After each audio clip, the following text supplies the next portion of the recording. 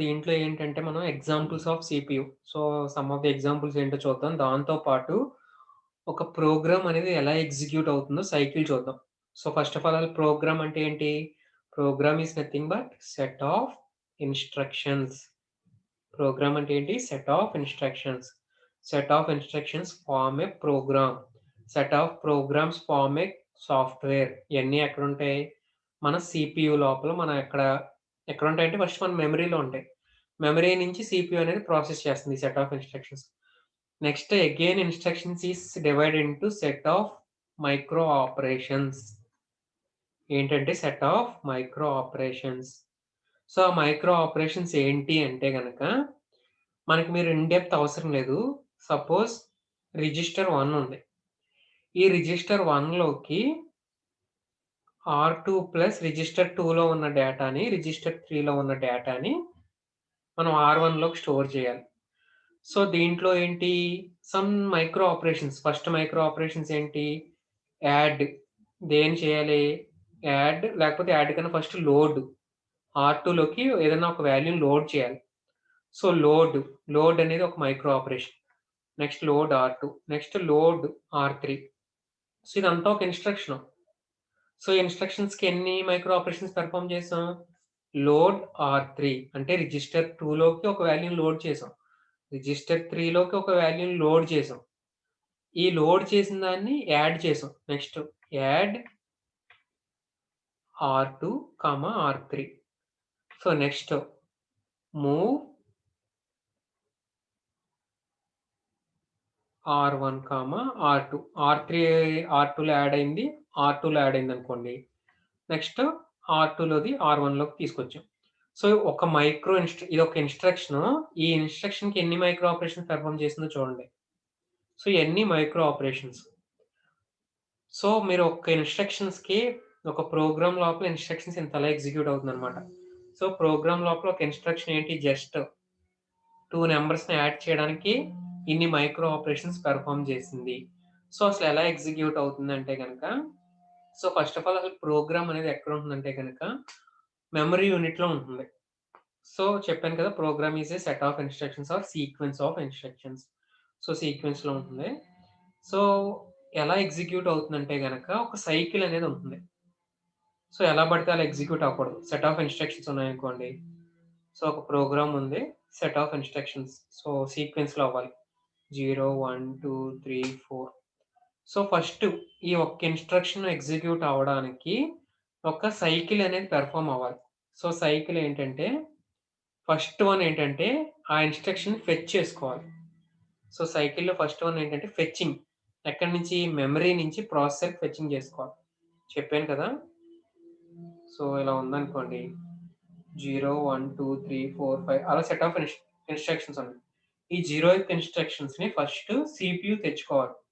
ఈ ప్రాసెస్‌ని ఏమంటారంటే ఫెచ్చింగ్ ప్రాసెస్ అంటాం. సో, ఫస్ట్ వన్ ఏంటి? Fetching process. So, second one ఏంటంటే డీకోడ్ ఇన్‌స్ట్రక్షన్. సో, ఇక్కడి నుంచి తెచ్చుకున్నాం కదా! ఆ ఇన్‌స్ట్రక్షన్ ఫార్మాట్ ఎలా ఉంటుందంటే తర్వాత చూద్దాం. మనకి ఎలాగో చూడాలి. ఆ ఇన్‌స్ట్రక్షన్‌లో సమ్ సెట్ ఆఫ్ ఉంటాయి. అంటే ఒక చోటన అడ్రెస్ పార్టు, ఒక చోటన ఆపరేషన్ పార్ట్, ఇంకొకటేంటంటే అడ్రెస్ బిట్. అంటే ఇక్కడ యాడ్‌కి సంబంధించిన డేటా, లేకపోతే మూవ్‌కి సంబంధించిన డేటా. సో, అదంతా కూడా ఉంటుంది. సో, ఆ సెకండ్ స్టెప్ ఏంటంటే డీకోడింగ్ ప్రాసెస్. సో, ఆ ఇన్‌స్ట్రక్షన్ ఏంటి అనేదంతా కూడా డీకోడింగ్ ప్రాసెస్ చూస్తుంది. సో, డీకోడ్ చేసిన తర్వాత దీన్ని ఎగ్జిక్యూట్ చేయడం. సో, ఈ అడ్రెస్ దగ్గరికెళ్తాం. సో, ఆ అడ్రెస్ దగ్గరికెళ్లి ఎగ్జిక్యూట్ చేస్తాం. అంటే ఈ అడ్రెస్‌ని రీడ్ చేయడం అనేదంతా కూడా third step. Reading the effective address from the memory. అంటే మనం దీంట్లో ఎఫెక్టివ్ అడ్రెస్ అని ఉంటుంది. అదేంటి ఎఫెక్టివ్ అడ్రెస్ ఏంటో తర్వాత చూద్దాం. సో, ఎఫెక్టివ్ అడ్రెస్ అంటే ఏమీ లేదు. ఇక్కడ 0 ఆర్ 1 అని ఉంటుంది. 0 అంటే గనక ఒక డైరెక్ట్ అడ్రెస్ అని. 1 ఉంటే గనక ఇండైరెక్ట్ అడ్రెస్ అని. సో, మీరదంతా కన్‌ఫ్యూజ్ అవుతారు. మీకు తర్వాత చెప్తాను నేను. సో, ఏదైతే యాడ్ ఆపరేషన్ ఉందనుకోండి. ఈ యాడ్ ఆపరేషన్ దేనికి జరుగుతుందంటే గనక పలానా అడ్రెస్‌కనేది జరుగుతుంది. సో, దాన్ని రీడ్ చేసుకున్న తర్వాత లాస్ట్ వన్ ఏంటంటే ఆ ఇన్‌స్ట్రక్షన్ ఎగ్జిక్యూట్ చేయడం. సో, ఒక ఇన్‌స్ట్రక్షన్ ఇన్ని సైకిల్స్ అనేవి పెర్ఫార్మ్ చేస్తుంది. ఫస్ట్ వన్ ఏంటి? ఫెచ్చింగు. నెక్స్ట్ డీకోడింగ్ ఇదంతా ఎవరు చేస్తారో ఇదంతా సీపీయూ అనేది చేస్తుంది. ఎక్కడి నుంచి? ఫ్రమ్ మెమరీ యూనిట్ నుంచి తెచ్చుకొని సీపీయూ అనేది పెర్ఫార్మ్ చేస్తుంది. సో, స్టెప్ 1లో ఫెచింగ్ చేస్తుంది. స్టెప్ 2లో డీకోడ్ చేస్తుంది.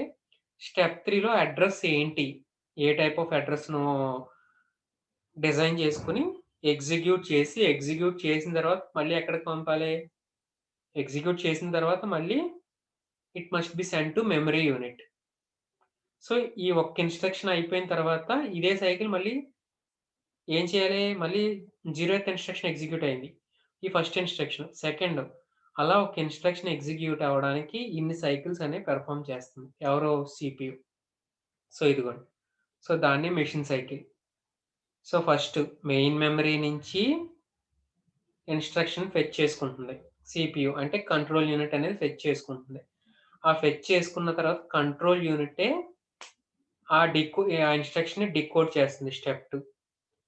సో, డీకోడ్ చేసిన తర్వాత థర్డ్ స్టెప్ ఏంటంటే ఎగ్జిక్యూషన్. ఈ డీకోడ్ ప్రాసెస్‌లోనే మనకేంటంటే అది ఎఫెక్టివ్ అడ్రెస్ అంటే ఇండైరెక్ట్ అడ్రెస్సా? డైరెక్ట్ అడ్రెస్సా? ఎఫెక్టివ్ అడ్రెస్ అంటే మీకు కన్‌ఫ్యూజ్ అవుతారు. నేను చెప్పనిప్పుడు. సో, నెక్స్ట్ ఇన్‌స్ట్రక్షన్ సైకిల్ ఉంది. అప్పుడు నేర్చుకుందాం. సో, అదయిన తర్వాత ఏంటంటే స్టెప్ 3 ఎవరు ఎగ్జిక్యూట్ చేస్తారో with the help of ALU. ALU execute చేస్తుంది ఆ కమాండ్స్‌ని. అంటే ఇక్కడ డీకోడ్ చేస్తుంది. ఈ డీకోడ్‌లో యాడ్ ఆపరేషనా? సబ్ట్రాక్ట్ ఆపరేషనా?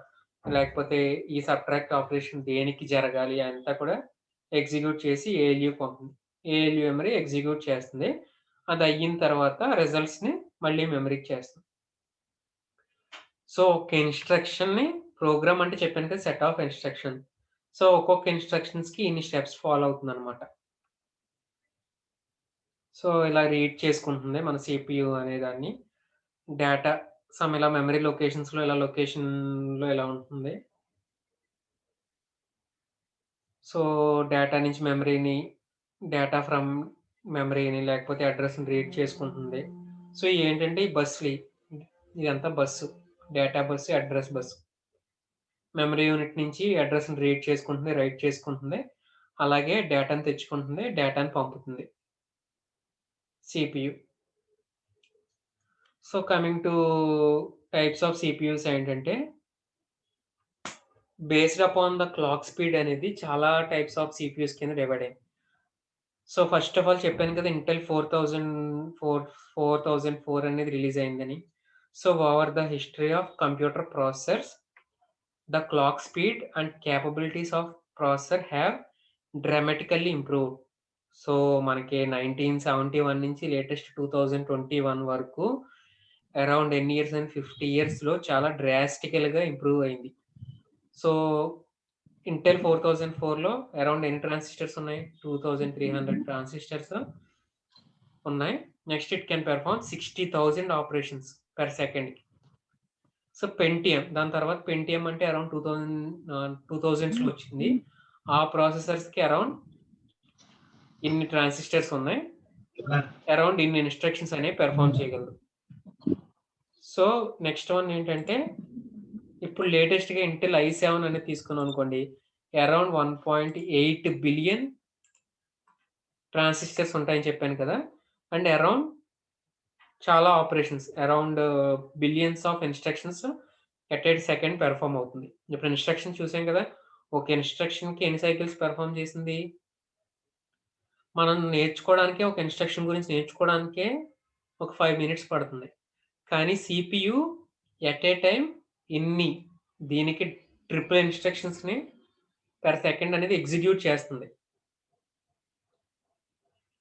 సో, ఏంటంటే ఒక్కొక్క పేర్లు విడివిడిగా పెట్టుకునేవారు. ఫస్ట్‌లో ఎలా పెట్టుకునేవారంటే 4004, 8008 అలా పెట్టుకున్నారు. దాని తర్వాత 80486 అని, నెక్స్ట్ 80386 అని అలా ప్రాసెసర్‌ల పేర్లు పెట్టేవారు.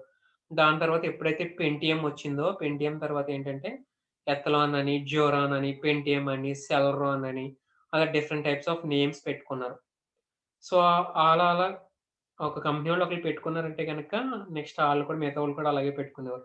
అలాగే లేటెస్ట్‌గా ఇప్పుడు ఎలాగని ఐ5, ఐ7, ఐ9 అలాగే ఏఎండీ వోళ్ళేంటంటే ఏ4, ఏ6, ఏ8, ఏ10 ఇలా ఇయన్నీ లేటెస్ట్ ప్రాసెసర్స్ అన్నమాట. ప్రీవియస్‌గా పెంటియమ్ అని, ఈళ్ళు సెలరాన్ అని అలా డిఫరెంట్ టైప్స్ ఆఫ్ ప్రాసెసర్స్ అనేవి వాడేవారు. So, latest examples of processors ఏంటంటే ఏఎండీ ప్రాసెసర్స్ అని తీసుకొని ఏ4, ఏ6, ఏ8, ఏ10, core ఐ3, ఐ5, ఐ7, ఐ9 memory Intel processors. So, ఇలాగ ఒక ఎగ్జాంపుల్ తీసుకొని ఒక ఇన్‌స్ట్రక్షన్ ఇలా ఎగ్జిక్యూట్ అవుతుంది. అలా ఒక ఎగ్జాంపుల్ తీసుకొని మీరు ఈ ఎగ్జాంపుల్స్ అనేవి ఇయున్నాయని చెప్తే చాలు.